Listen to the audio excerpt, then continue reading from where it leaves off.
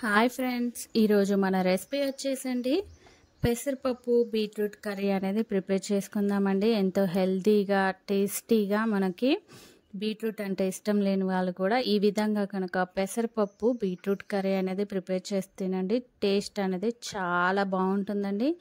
Curry కూడా చాలా సింపుల్గా ప్రిపేర్ చేసుకోవచ్చండి. తప్పకుండా మీరు కూడా కర్రీ అయితే ట్రై చేయండి. మనం ఇప్పుడు కర్రీ అయితే ప్రిపేర్ చేసుకోవడానికి ముందుగా స్టవ్ పైన ఇలా ఒక కడాయి అనేది పెట్టేసుకుందామండి. దీంట్లోనే ఇప్పుడు ఒక 3 టేబుల్ స్పూన్ల ఆయిల్ అనేది యాడ్ చేసుకుందామండి.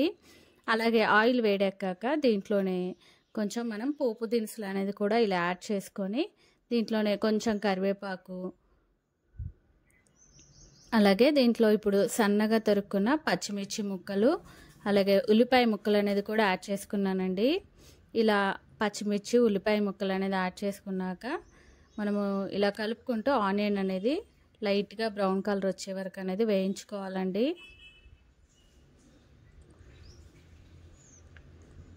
చూడండి, ఈ విధంగా ఆనియన్ అనేది కొంచెం మగ్గిపోయాక దీంట్లోనే ఒక 1/2 టేబుల్ స్పూన్ అల్లం వెల్లుల్లి పేస్టు, అలాగే కొంచెం పసుపు అనేది యాడ్ చేసుకున్నానండి.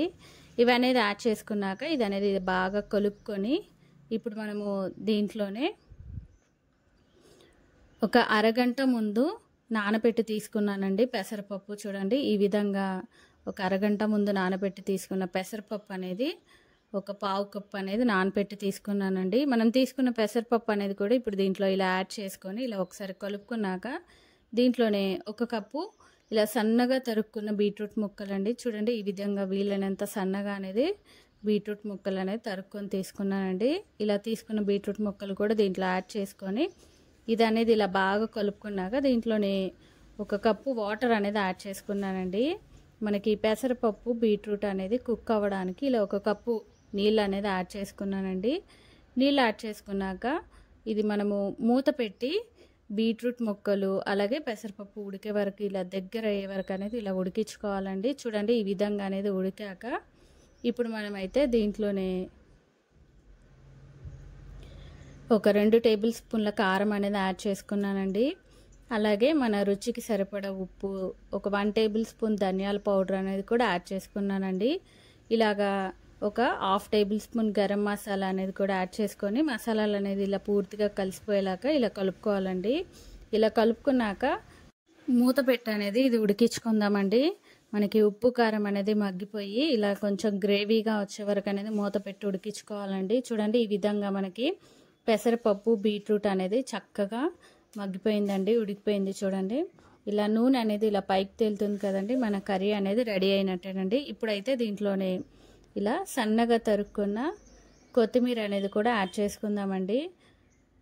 అలాగే కొంచెం కసూరి మేత అనేది కూడా యాడ్ చేసుకున్నానండి. టేస్ట్ అనేది చాలా బాగుంటుందండి.